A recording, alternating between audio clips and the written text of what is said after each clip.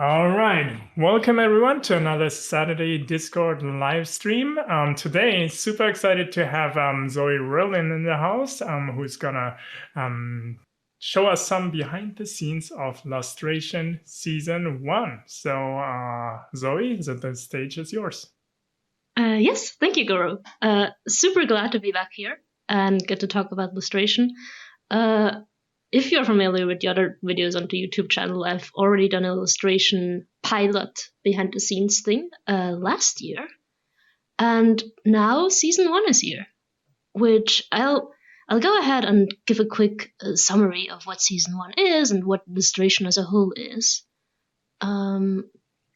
So Lustration season 1 is 4 episodes of a Quill animated VR series. It is written and directed by Ryan Griffin, and it is produced, or it is made by the studio New Canvas, which are an Australian studio. Ryan Griffin is Australian as well. And well, I would say that our team was like 80% Australian, with me being an exception, and then Leah, who did the backgrounds, also being an exception. But otherwise, yes, very Australian. Lustration is a mystery / noir story about people caught in the afterlife, which is called The Between.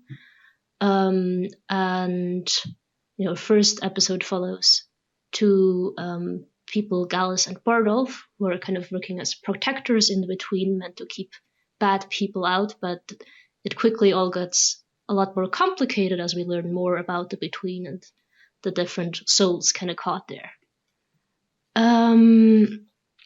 Now, as I've mentioned, there's obviously a big team behind Lustration, but there's only me here.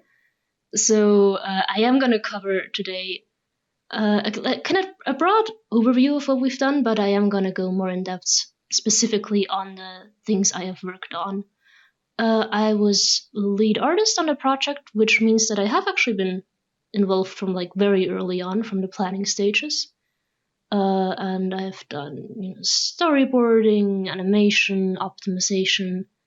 But I will also mention, also when I'm showing the examples, that a big part was all the backgrounds. Well, of 15 backgrounds, all but 1.5 were drawn by the amazing Leah Pairano, who a lot of Quill artists already know because her work is incredible. We also had 3 really cool junior artists with us, and also 2 interns, and everyone helped out a bunch, and I'll make sure to highlight who did what. So let's see. One last thing I want to mention about Lustration, and this will also come up again and again as I go through the creation, is I think one special storytelling thing that Lustration does is it has multiple cameras in each scene. So it is up to the viewer to choose from what perspective they watch a scene, and also very often which scene they're in, because there are often moments when 2 scenes will play out simultaneously, and we really wanted to experiment there with how much freedom can we give the viewer to piece together their own story, making it more engaging by kind of letting, to some extent, the viewer direct the shots that they get. And if we are looking at the early planning stages, that already played a huge part in there, which, one, we had to figure out how many cameras would be in each episode, and then we also had to figure out how to make multiple scenes running at once work, and that was quite tricky. So first of all, I did mention the pilot, the shot there below, that is from the pilot episode that we made, which already employed the several cameras, although all in one room, with just 2 pairs of people talking, so 4 characters in total. And when we got to the early planning, when Ryan was writing the scripts and we were kind of looking at what was possible, I did go back to the pilot and kind of look at how it's looking there for staying within the quill limits, draw calls, scene complexity, and overall memory. And basically, I think the pilot was at like 900 megabyte overall, of a total of 1.5 gigabyte of memory, which obviously worked for the pilot. But then the actual episodes were going to be longer. The actual episodes run between, I think, 7 to 9 minutes, and the pilot was only like 4 or 5, and they were also going to be more complex. So that was already a problem there, because if the pilot had the length of an actual episode, it would be too big. But then looking at what actually made up the bulk of the pilot memory usage, it was frame by frame character animation. It was like, I think 800 megabyte of 900 was just frame by frame characters. So it was pretty clear that we would have to shift from frame by frame to keyframe animation, transform key animation. And that would save us a lot of memory, because not every character gets duplicated like 300 times across different frames. But then it became a draw call issue. Because the never-ending battle. Yep, the never-ending battle. And that's going to be a running theme throughout this. We're going to spend a long time on optimization, because I think I was able to do some pretty cool things there. But what you see there on the top right are some early notes where I tried to figure out each scene. If I have like 2 character models with like 21 draw calls, because they're all split into limbs in there, like how many draw calls can the rest of the layers take up, and how on earth can I make that work? I'm pretty sure we figured out that, well, there can't be too many characters in a scene, and there can't be too many fully mobile characters in a scene, because early on I was thinking, okay, if we have like 2 characters sitting, for example, and I can merge down the legs, that will also already cut down a lot of draw calls. So that was some of the early planning. Although a lot of that early planning ultimately was somewhat obsolete, because then Quill switched from meta to smooth step, and all my optimization calculations got turned upside down when the method of how Quill counted draw calls got changed, mostly for the better. It made my life a lot easier and the episodes a lot more doable. But that was kind of funny. But for now, let's jump straight into who we are and have a look at the characters. All right, perfect. And here is everyone. We are still sticking with the kind of trademark Lustration style, which is very distinct, like kind of edgy line art with some hints to cross-hatching, or general hatching, because Lustration is primarily based on a comic, and very many of the characters you see here are in the comic. The ones who aren't, we got awesome new concept art from Emily K. Smith, an Australian concept artist and comic artist. So here's some of the new folks. And modeling everyone, one big challenge was, since everything was animated with transform keys, they needed to be able to move well. Now the system I used is what Daniel Martin Pykes did line out in one of the previous virtual animation videos, so I won't go into it again. But it's splitting everyone up into different limbs and nestling those into groups and making sure that the gimbal is at the right position, so you can simply kind of puppeteer them around like this.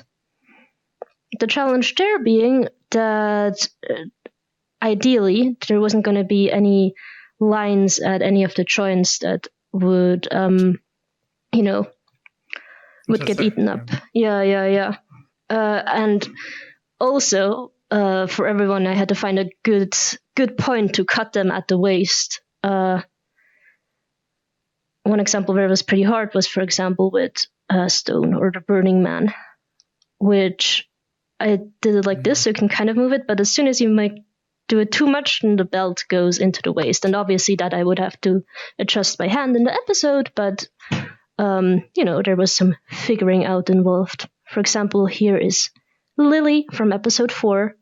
And for her, I had to change this long jacket in the concept art, because if it did go across her waist, then it would be impossible to make it line up when you turn her like that. Or just the whole thing would move if I attached it all to the torso, but then it would very easily clip into her waist if you moved her like that. So there were some challenges there. But some things I'm pretty happy about how I figured them out. At the beginning, I wasn't sure if we would be able to have Illyria have long hair. Because obviously if it was all attached to her head, it would just clip into her. But I figured out that if I attached part to her head and then a small part to her neck and the rest to the torso, that would work just fine. Obviously what we couldn't have in there was hair physics and stuff that would have had to be animated frame by frame, and that was just nowhere within the time possibilities we had.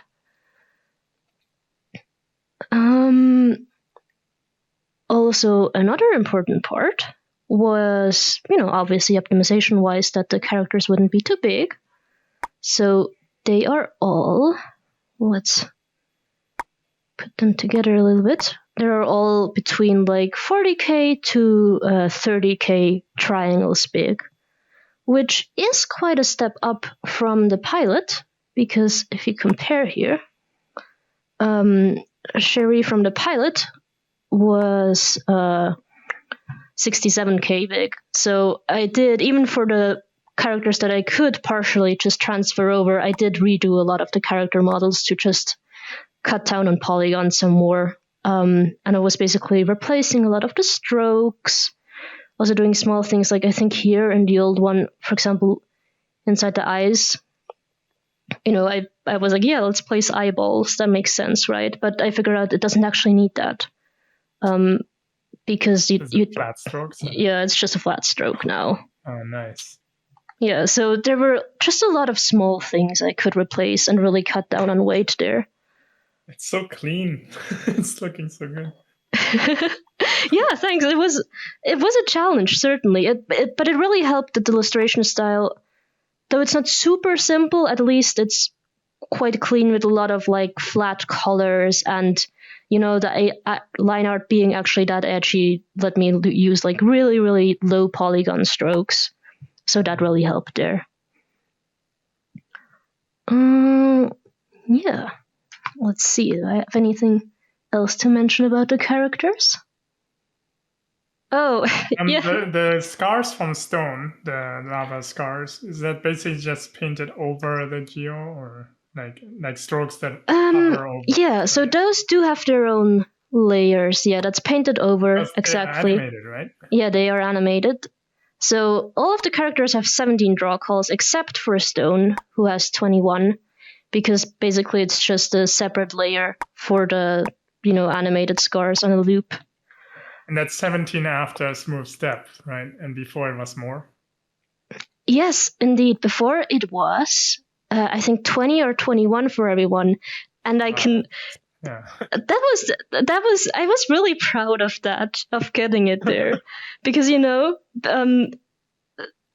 before Smooth Step, it was every different brush stroke in a layer would count as one draw call, right? So I was okay, for limbs like an arm, I can only use one brush stroke. So while for the really complex limbs, I think torso and head, I was okay, two different kind of brushes, which is the, this one with some weight. I always forget the names. Yeah. Ellipse, exactly.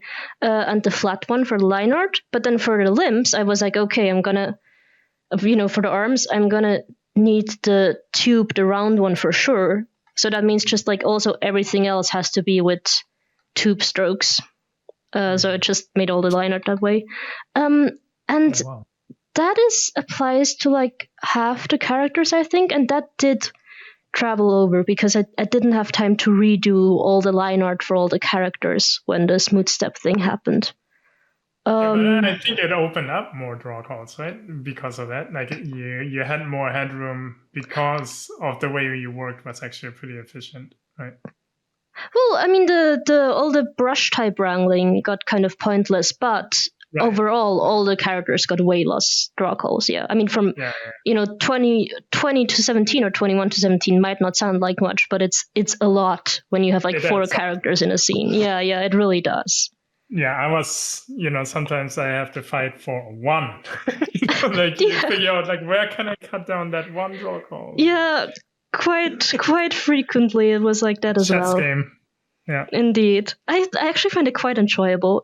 I like doing things where there's a clear solution. Like, you find it and then it's done.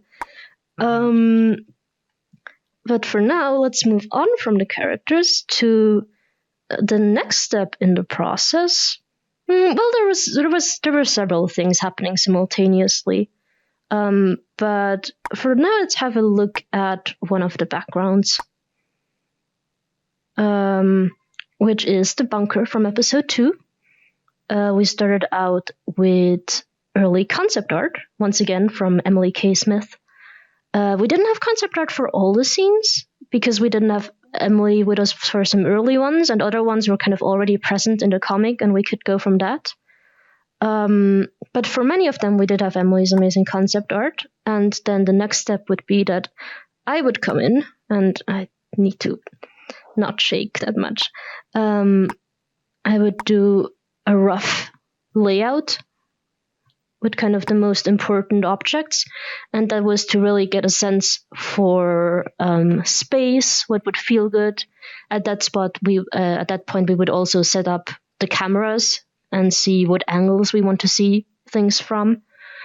And this would then also be used often for the storyboard for the rough poses, but also it would be passed along to Leah, our amazing environment artist, who could then go to town and, fill in all the details.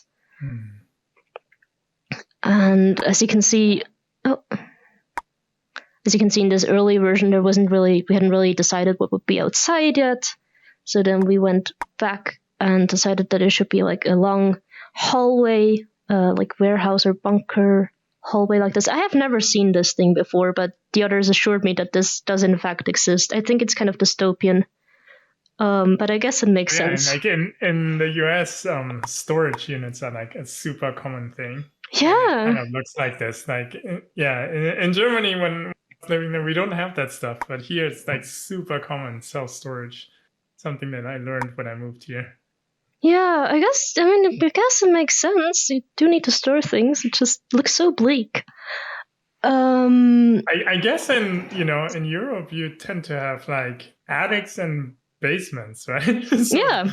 That's where you store things. But I think here with like a lot of people have like apartments or houses without basements and stuff, or attics. So especially like in areas like the Bay Area, Silicon Valley and stuff, like people tend to have the storage units, which looks just like that, what you have in the reference. It's funny. Exactly. That's probably it. Yeah. So that background, Leah is also amazing at optimizing things. At the end, it was like around 5050K.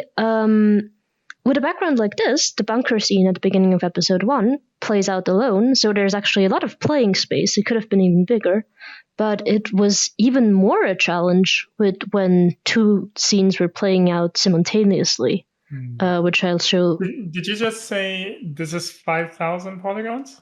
Yeah, 500,000. Oh, okay. Yeah. Well, no. Yeah. Not 5,000.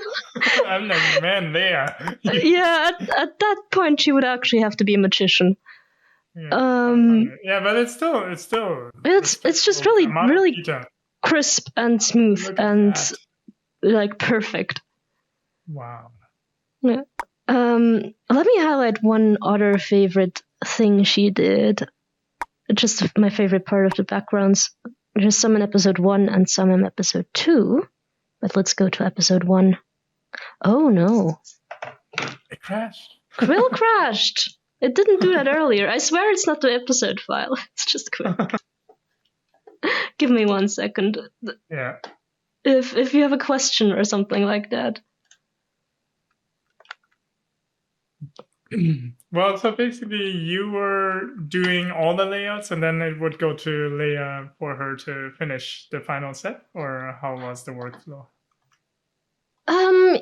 Yeah, pretty much. I think for all of them, I'm pretty sure for all of them I did layouts, and depending on the scene, I did have concept art from Emily or not. Then there's like one single scene in there, at the beginning of episode 3, the burning shack, where Leia was already gone, so I did that one. And tried my best to kind of copy Leia's style. Had some help texturing stuff from the junior artists as well. Alright, we are restarting Quill. Yeah. Yeah. And OBS is still recording, right? Yeah, that shouldn't... Yeah. No, I don't need to recover my scene. Let's just reopen it.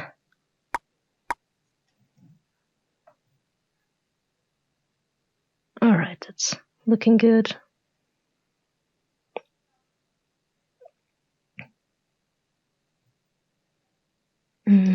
Perfect. So in episode 1... You would have to start the stream. Oh, it just straight up quits the Discord stream? Yeah. Alright. Sorry, guys.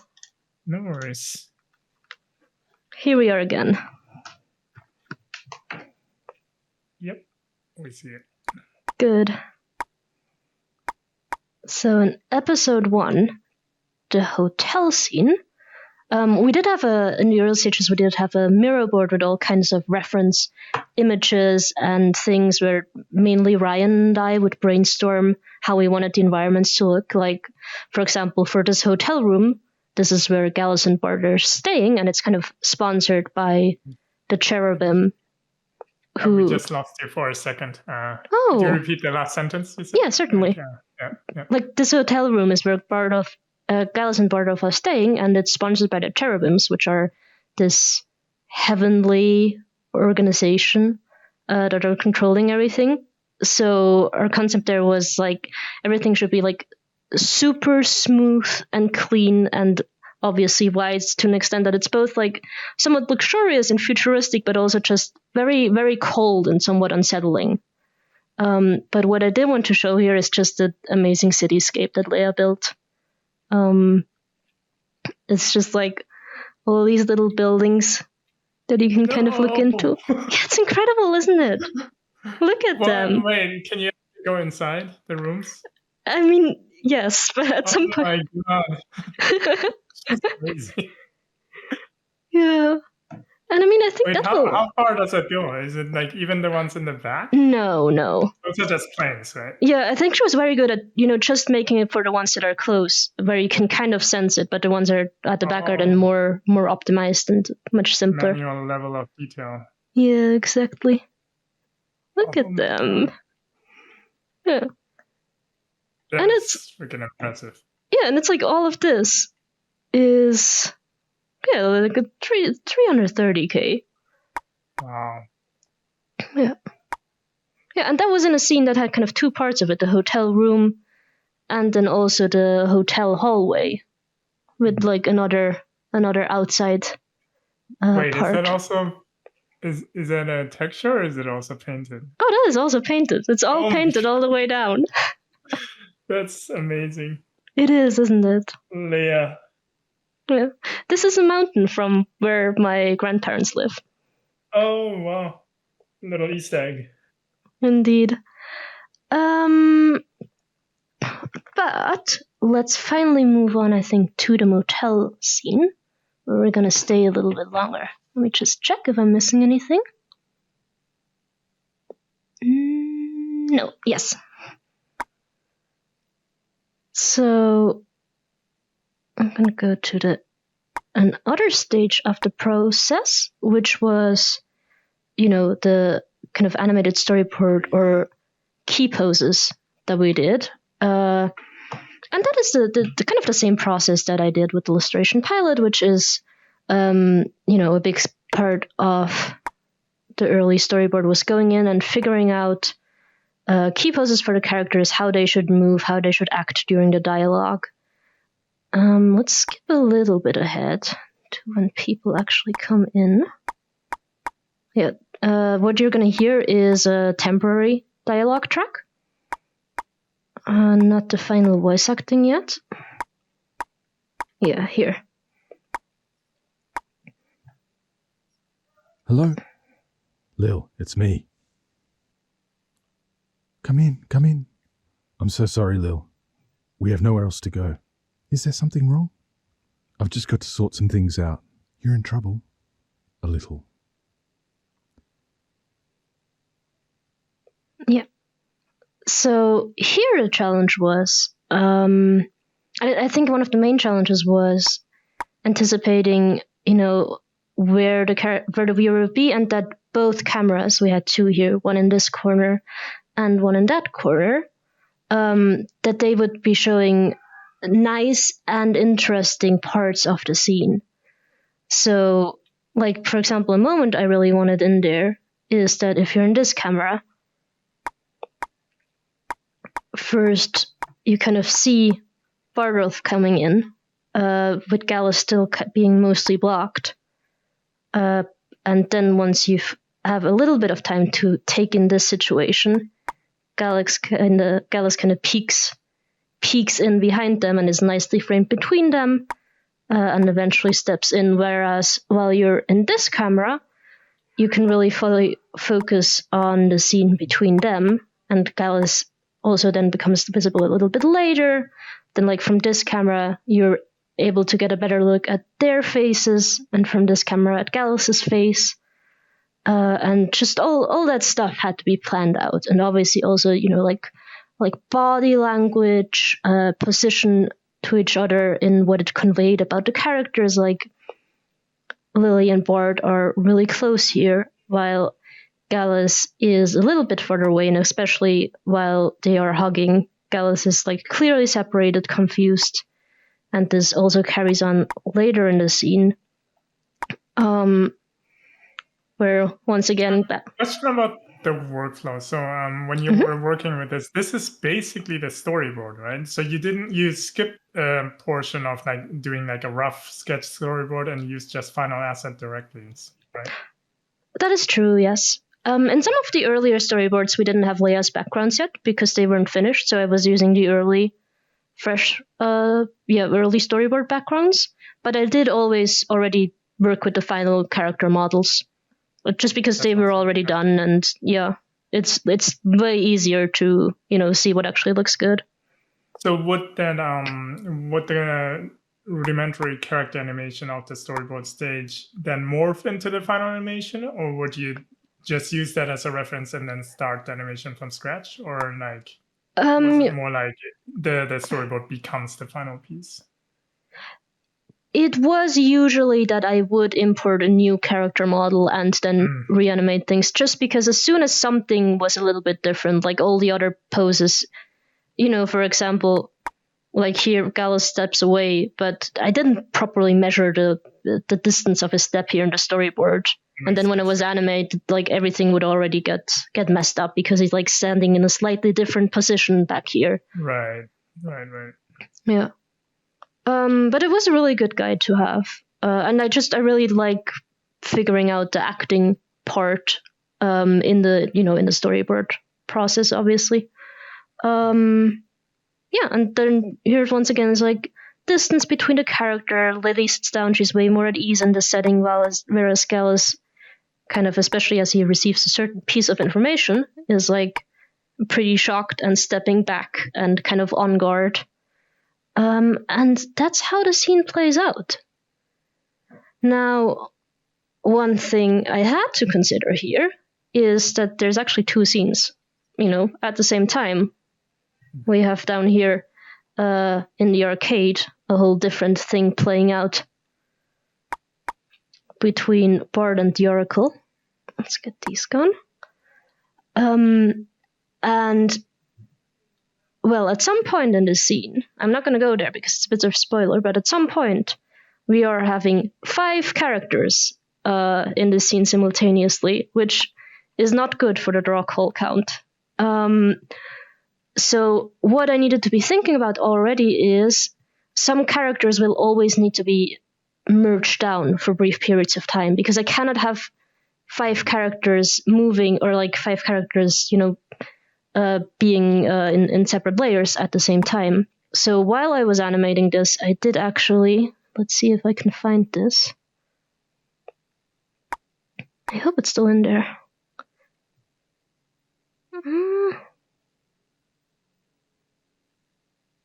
No, we might need to step to the next part of the process, which was... Before you open another, I had a quick question about the glow of the lamps, like on the light chains up there. It's just painted in. It's really smooth. So yeah, this is how she did it. Clever. Yeah, right? It's like, damn, this is such a smooth glow, So pretty. Yeah, I also love how the line art kind of fades. I did do one of the steps that I did do last edit is when testing in Quest, we actually figured out that a stark contrast between colors, so like light and this dark black, was doing a lot of flickering. So I did go in and adjust all the line arts of the characters and also some of the backgrounds to be a little more muted and a little bit more colored, which is a bit of a shame because it takes a little bit away from the illustration style, but it was worth it for reducing flickering. So you're saying it's not perfectly black, it's like a little bit lighter? Yeah, I think you'll see it here in this next version already. This is the animated version that I'm going into. I never noticed it, to be honest. Yeah, I mean, that's fair. It's, like here you can see. Oh, okay. It's much more muted. So if we're replaying So was the contrast that was causing the flickering? Yeah, I'm pretty sure, yeah, it must be the contrast. It really helped a lot as soon as you had it a little bit colorful. Let's play out this sequence again, but animated. It's me. I'm so sorry, Lil. We have nowhere else to go. Is there something wrong?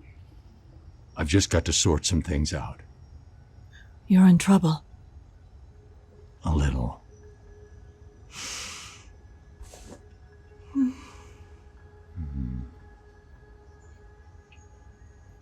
Yeah. Very cool. So for the animation, would you basically do frame by frame with keyframes, or like with using little interpolation? A lot of interpolation, actually. At the beginning, I was thinking about doing more frame by frame with keyframes, but it was just taking too much time. And also, for like small movements such as a head tilt or a slight tensing up, it was actually quite hard to get an exact enough thing, because it's kind of fiddly.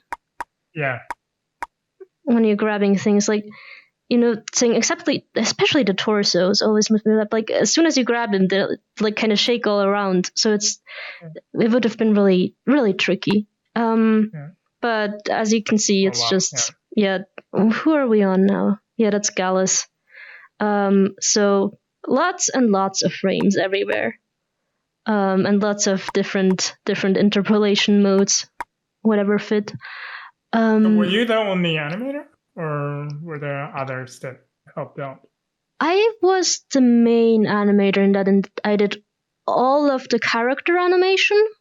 That's a lot. Yeah, Steven Matza, our junior artist, went and did the lip sync. Almost all of the lip sync. I think Phoenix Bachelor, our other junior artist, also did some of the lip syncs, but Phoenix also especially did the effects. Yeah. But yet the character animation was all me. It was a lot of work. Yeah. And what I wanted to show earlier, and now I have the layer for here, is that I did this pretty early in the planning stage. Or maybe I did it right when I got to animation, which is... Oh, where are they? Oh yeah, they're not here yet. Wait, they start... back Nick here. is actually asking if you delete all the character animation keys, Do you know how Yes. much data it adds up to? I don't think a lot. I can try. Let's hope this doesn't crash. I don't think so. Okay, let's have a look. Yeah, I actually don't think it matters because it's keys, right? Like it's not duplicated, so I don't think it changes anything. So we're at 791. Whoop, whoop, whoop. Just delete a bunch of Gallus keys. No, doesn't do anything. It's only if you have frame by frame in there, right? So. Which is awesome. Like that's the only way illustration was possible, by not having much frame by frame in there, and by the transformation keys not taking up space. Yes, but basically, from early on while animating, I actually had a little Bardolph and Oracle here from the other scene to have a. Yeah, I know it's cute, isn't it? But it was. It was so I could see who was moving at any moment. So I tried to, I tried to always only have like 2 characters or maybe 2.5 moving at the same moment. So like here in this moment. God, so this is basically to plan out how you can trick the system in terms of who is like merged and who is keyframed. Exactly. This is like where can I merge people? That's crazy. Yeah, but I was like during this stage, I was quite nervous about when stuff is merged, how big is it gonna be in the end? So wait, so to understand this correctly, so this is like already like on the stage when you animated everything, and then you bring in the Oracle and Bardolph in just to see how you can optimize it, or what would be the I put those. I think I put those like the storyboard. How exactly did it go? Well, I did bring them in when I think as soon as I had animated one scene, I brought it into the other, so that when I started animating the other, I did have a frame of reference for, when is stuff moving in, scene number 1, so I need to cut down here. That's kind of how it went.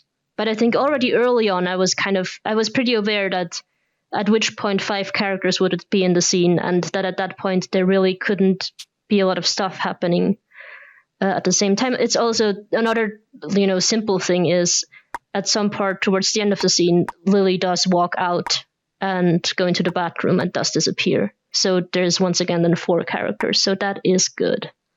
So right now, Bardolph and the Oracle, they also exist in the between, right? Like you have the small version here on the bed just for reference, but then they also move. Yeah. In the other same thing in the. It's just mirroring that. That's so funny. It's so clever. It was the best thing I could think of. So. Yeah, no, this is amazing. Like, yeah, wow. And then let's see. I mean, the funny thing is, makes them very cute.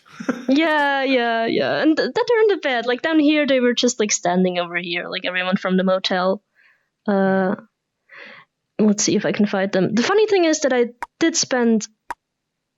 So Lustration was developed over roughly a year. Although at the beginning we weren't, there was a lot of waiting for the scripts to finish and feedback and so on. Obviously, as things were still finalized. But I would say in terms of just working time, there they are.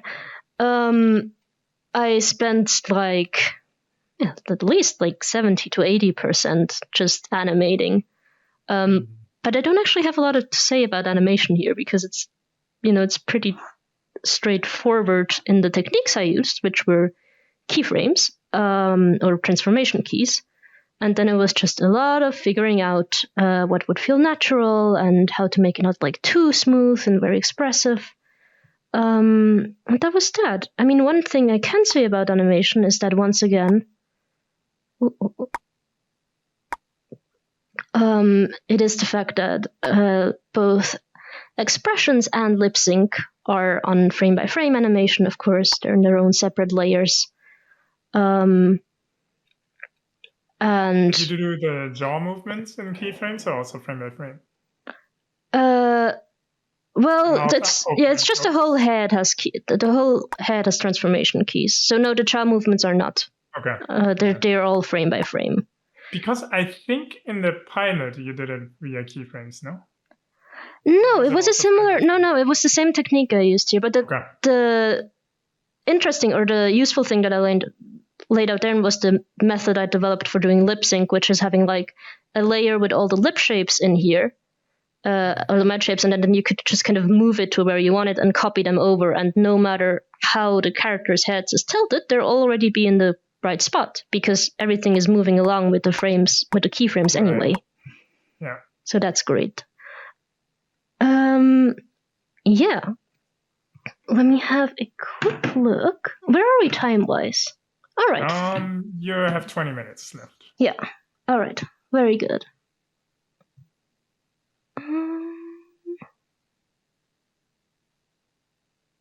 Yeah. Well, then let's move on to optimization and then have a little bit time for question in the end. Basically, if you're looking at this, and I mean, let's get rid of the small characters once again.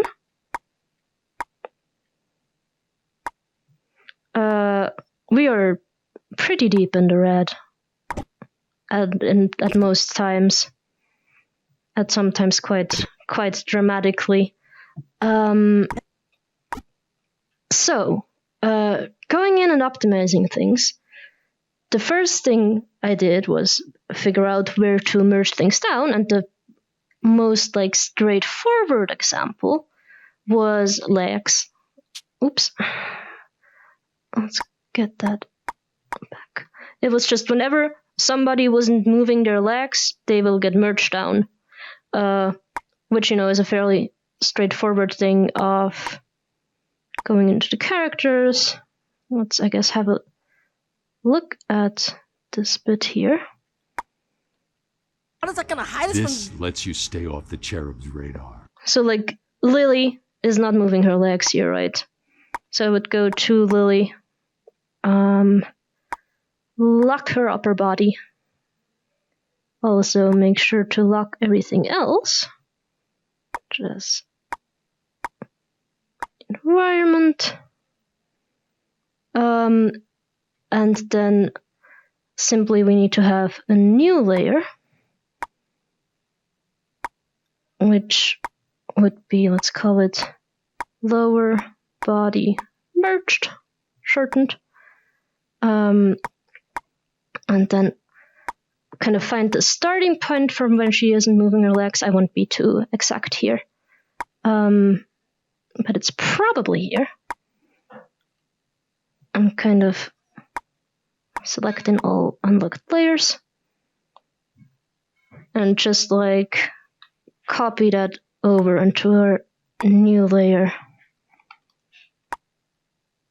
And then, of course, also make sure the layer ends. But first of all, actually, we can then go through this and figure out when her legs are moving again.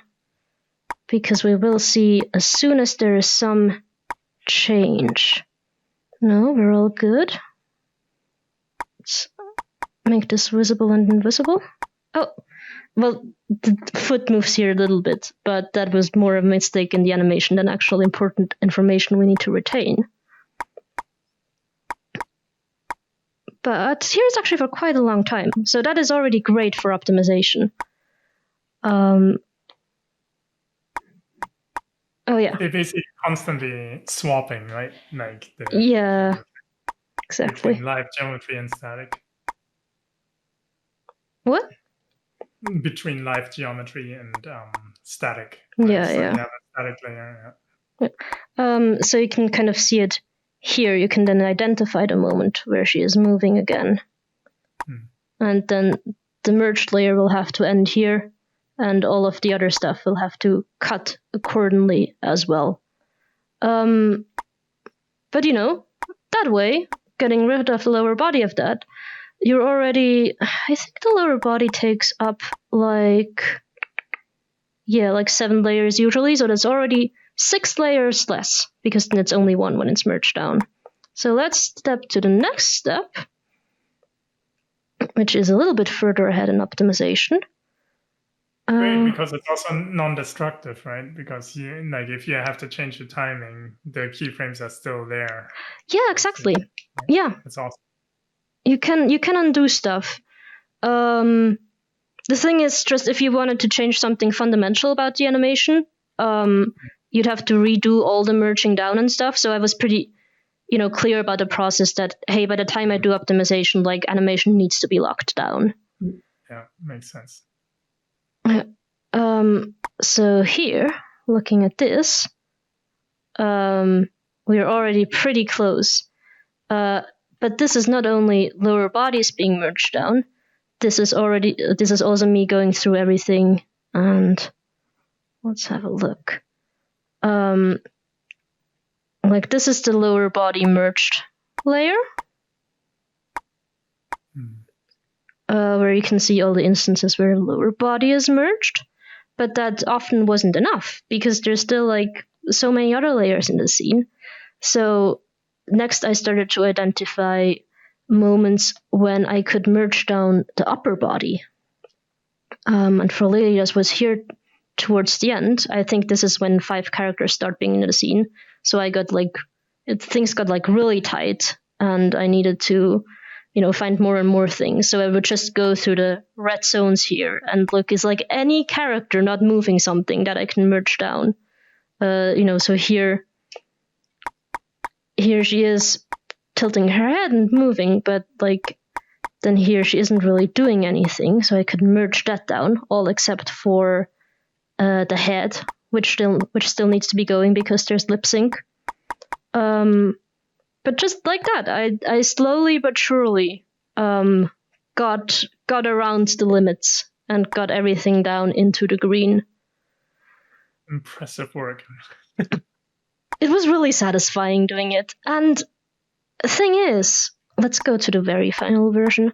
While I was very worried at the beginning because I hadn't quite realized how exact I could get with merging down. I was like, okay, either I have to merge down the whole, the full lower body, or I have to merge down the whole character. There's no in between because there's lip sync that could get lost. But eventually I just realized that, hey, I can lock the head layer if someone is moving the head, but I can still merge the rest of the upper body. Yes. Yeah, the locking is very important. Yeah, exactly.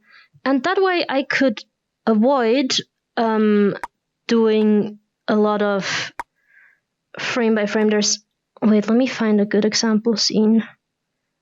I think this is the Scallas. Yeah, there's a few instances like this, where I could not find anything to merge down that wasn't moving. So then it does actually switch to briefly being frame by frame. This is just this little tilt here. I don't want to inflict that on the whole character. Yeah, it's the whole character, just on one layer. Whereas before it's Yeah. And so there I would make a bunch of empty frames and then individually select the whole thing, copy it over, go to the next frame, select the whole thing, copy it over.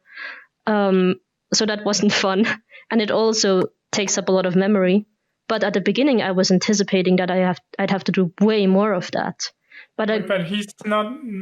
Is he moving right now in these frames? Or? Yeah, he is. He's doing a little. I don't want to inflict that. Oh, see a little I don't tilt. Want to inflict that. Yeah. Okay.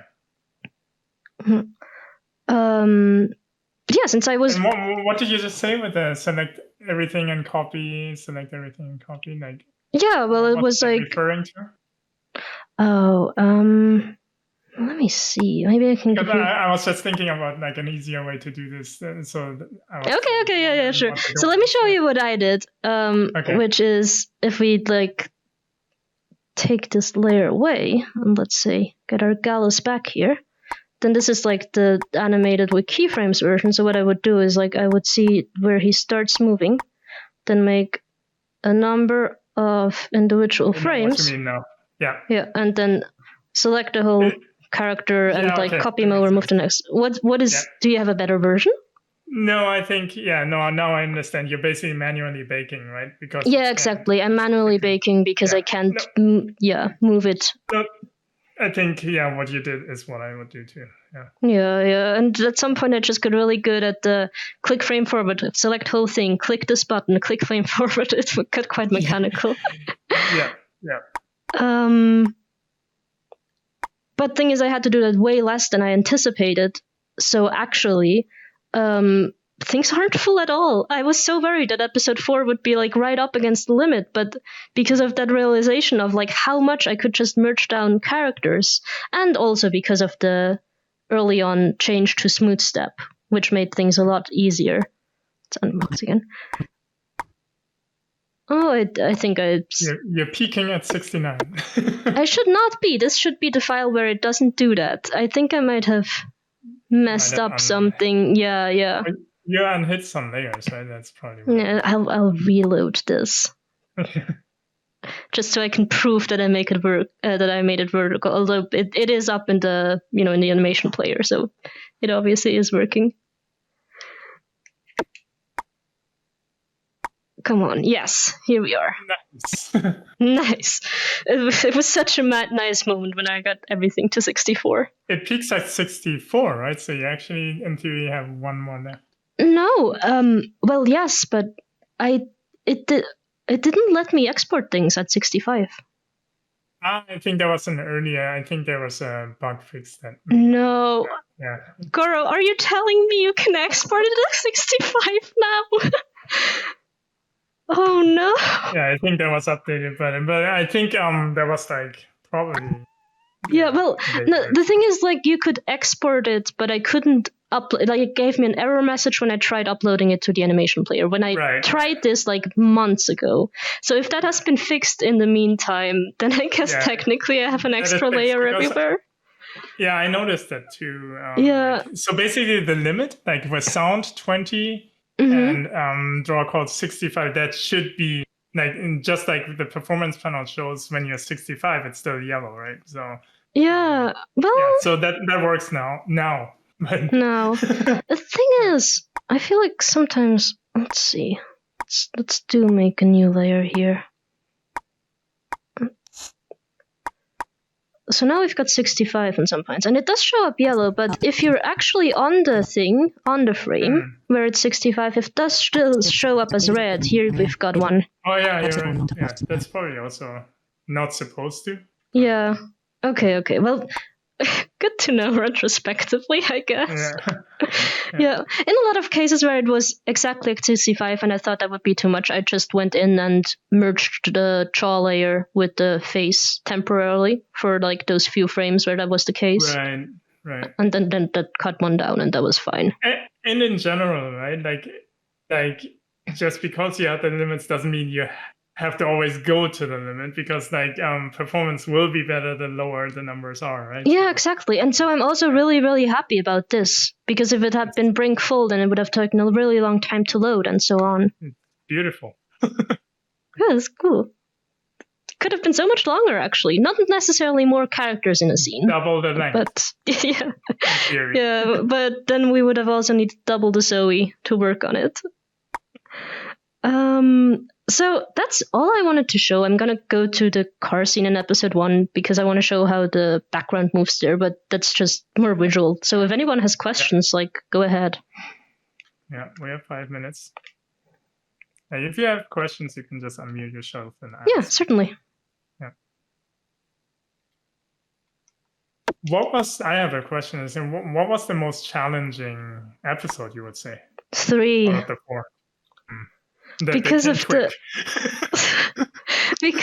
there's a big camera drive at the beginning and a lot of walking, and those were my 2 least favorite things to do. Malcolm walks. Exactly. Okay. Yeah. Wakes up and just like the camera movement, getting it to like slow down and speed up in the right seconds so that it would be close enough to him while he had to walk the same speed as the camera, kind of. So you would say 3 in terms of like animation, right? Exactly. Just in like that whole beginning sequence of 3 was kind of a whole different beast than the rest of the scenes. Whereas like 4 was most challenging in terms of optimization, but there I had like kind of a clear game plan, and animating 4 actually was just, it was a lot of characters at once, but it was very doable that it was the same kind of animation. Yeah, it's CG animation. The moment you see feet planted on the floor, it becomes that much more harder. Yeah. Basically, like every time a character walks, I was dying a little bit because like there were so few moments where I could actually make it into a walk loop, right? That would only work if the characters are like walking very straight.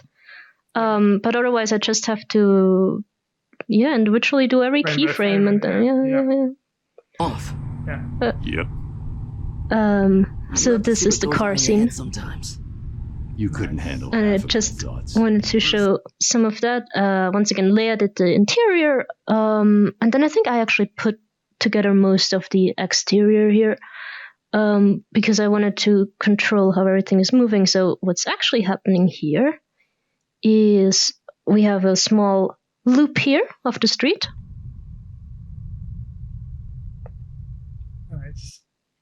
But then we also just have a giant background moving around us.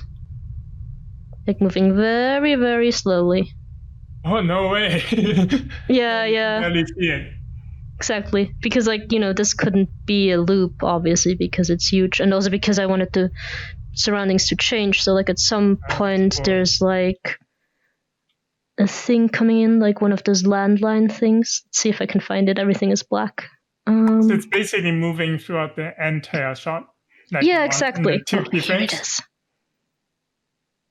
Yeah. It's just 2 keyframes. Wow. Efficient. Yeah, like here it is moving past, and that looks really nice. Yeah. And like all of this stuff is like super, super flat. Like especially the trees and all the stones, so it didn't get too huge optimization wise. We're still on the old one. No, yeah, here. Yeah, we're at like 900,000. But ultimately this loop of the landscape moving, I don't know how many frames it is, quite a few, because it is quite a stretch of land, right? And I tried to keep it as simple as possible, but there had to be some detail in it to match the usual, like, detailed background art. Let's see if I can find it. Where would that be? Yes. This is the loop. See, I already put it on I put it on 2s so that it's only every second frame. But still, this thing takes up, I think, 200 megabyte. So it's like a good like chunk, like a fifth or so of the episode is just this one piece of moving street. And like a lot of texture on there. So. Yeah, exactly. That's how quickly like moving frame by frame animation can take up space. Yeah. I thought of one more final optimization thing to highlight, which is props. Because it was such a close call as far as draw calls were concerned. The backgrounds, or basically everything except the characters, needed to take on as few layers as possible. So let's use episode 2 as an example here. And that's the credits. Yeah. So in episode 2, we've once again got a challenging bit where 2 scenes play out simultaneously. We've got like the normal apartment up here and the between version of the apartment down here, which is kind of a mirror. I think that's really cool about episode 2 because you can switch between those 2 apartments and see what's taking place concurrently. So if you haven't watched episode 2, go watch it. But that once again meant lots of layers. Leia did a really great job optimizing this so that it's, doable even when at the very end there's like so many character models present at the same time, because there's like Illyria, there's this orb version of Pine, and there's also Pine and Illyria and Pine's reflection and Illyria's reflection once again. Oh wow, yeah, that's right. The reflections are also duplicates. Yeah. But basically, to make this work right here, quite a bit is merged down, but also I needed to make sure that all the things that are moved over the course of the scene. Let's see, now here in the normal version of the apartment, I think I put this in the effects group. Yes. Is what I call props, are only on a separate layers when they are being moved. So let's have the bathroom door. This is merged with the props merged layer, where every single object in the scene that is going to move at some point is in. But then briefly when it moves, it's switched onto its own layer, and then it once again then merges back to the prop layer. So that's how I made sure that there would always be a maximum of like 2 draw calls for props, and usually just 1 because everything is on one layer. Yeah. It's like the technique that Nick showed in one of the streams. Yeah. It's the same technique. Yeah, makes sense. Yeah. But that's the last thing I think I have. And I think we're doing pretty good on time, right? Yeah, we're at time, and we can, if you have a few more minutes, we can open it up for a few more questions. I do, yeah. Cool. Anyone want to go? Yeah. Can you guys hear me? Yep. I just wanted to say for you and the team on this, I have a lot of friends that work in like the storytelling industry, and I know some of them are kind of anti-VR because they're like, no, we need to show like the one way for the viewer to look, and if we're not guiding them, like it doesn't work. But I just wanted to say, especially with all the illustration stuff, I think it really proves that wrong. Like, it's so fun to just kind of sit and choose between the storytelling points of view, and like it really adds to the experience. So I just wanted to say nice job to you and the team on that. It really, really works. Thanks a lot. And that's also one of the aspects I found like the most exciting about the project, both the experimenting with the viewer being able to choose their own camera, and also it generally being like such a dialogue heavy, like complex story playing out across several episodes. But yeah, I think it's a really, really cool thing in storytelling that is being done here, and much of it goes back to Ryan Griffin, who wrote the scripts and made everything interesting from all cameras. Yeah, and it adds a lot of replayability too, because especially like in this episode where you have the mirrored scenes happening, you want to go back and watch it again and again to see what you missed. Mm-hmm. Yeah, exactly. Yeah. I did have a question too. Especially with these like longer narrative scenes, at least as I've played with stuff, I figured it's almost hard. You're just versioning up. Sometimes you have to like go back because you optimize something down you shouldn't have. But on a bigger team like yours, when you like passed it off for lip sync, did you have like the animation in the file just like set, then you passed it off to them and they did lip sync and you kept that as a master file, or were you able to kind of let them do their thing, import it, and kind of be working in tandem? Yeah. Or has there always been one master file? There was both, a bit of both. Ideally, it was like, okay, I'm done with animating this episode, I can pass it on to Steven for lip sync, and meanwhile I'll be working on another episode, and I'll just continue working on the file that Steven sends me back. But sometimes it also overlapped, and in that case it was just important to keep exact track of which layers we edited, and so then I would just import Steven's version, select all the lip sync layers, and move them over once again in the right place. So that went pretty smoothly, also because we weren't such a huge team. I mean, it was Leia did the background and was done fairly early in the process, so I was just importing that in, and then towards the end, it was just Phoenix, Steven, and me working on it, and that was kind of easy to keep an overview of. Cool, thank you. Yeah, no problem. I also wanted to say to your friends, I would be curious to hear what your friends who are all set on like controlling the angle and stuff say about like storytelling in games and things, because I think the fascinating things that they're being done with interactivity and storytelling are also really cool. Yeah, they're definitely more like film buffs where it's like everything's 24 frames a second, this aspect ratio, and like I want to control everything. So not big gamers. Fair enough. And I mean, I too come mainly from a 2D background and a like non-interactive background, right? So even I find myself when planning out scenes or like when then first modeling them in 3D, I'm like, oh no, the viewer can look around, right? Like this actually needs to be interesting. But then you find solutions and it turns out really cool. So yeah. Yeah, I definitely like this new angle, like you have to stay open-minded, and it's more like the way you guys designed it is definitely more like immersive theater, right? But then you did stuff that you wouldn't be able to do in immersive theater, where you can be at the same time in a parallel world. My favorite episode, and that's interesting. That would be a question for you too. Which one is your favorite? But my favorite is actually this one. Episode 2.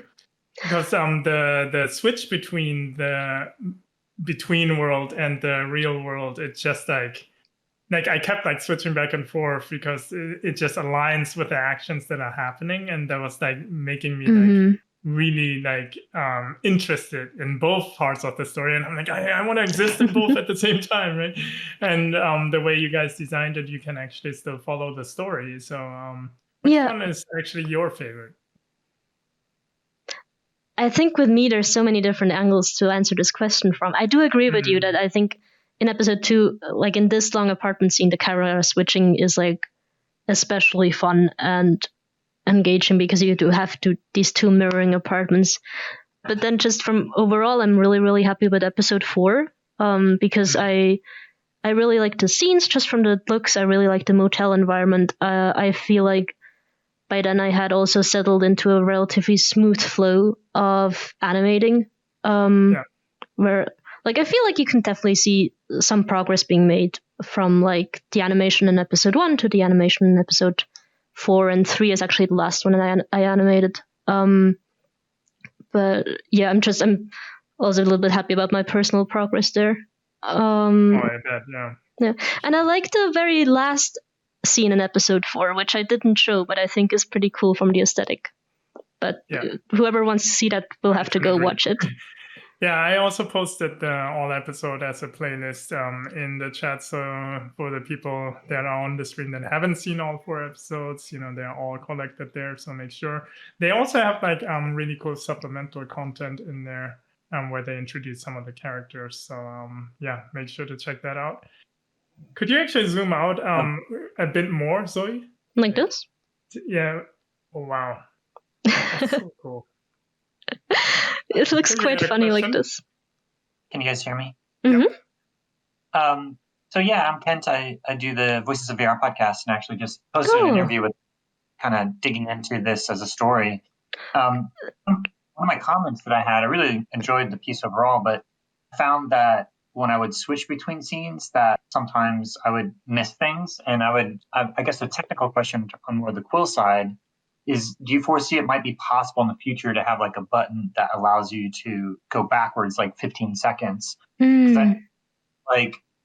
Backwards or forward 15 seconds? Because I found like switching between the scenes, sometimes I would miss things and I would want to but I would have to reset to the entirety of the first part of that chapter there's the episodes and then there's like chapters within the episodes, and I could like go back and forth between the chapters, but I felt like whenever I needed to go backwards, I had to go back to the beginning of that chapter rather than just seeking back like 10, 15 seconds. And wondering if that's something that might be possible, particularly in the future of the Quill player, or if it's just something that is how it's built that won't be possible. Different. I can answer that from a technical point of view. You can actually do that right now. It's more like, maybe Zoe, you can show the start and stop keyframes. Yeah. So what you can actually explain what's going on. Yeah, what I did here is I set a start frame at the beginning of each scene. This controls like if you're in the middle of this scene and you press back, you're going to be set to like this moment. So now I could have gone in and set like a new start key like roughly every 15 seconds. The trade-off there being that you cannot skip back to the beginning of a scene anymore because you have to navigate through all the, like you'd have to hit. Right. Yeah, so it would be a trade-off basically.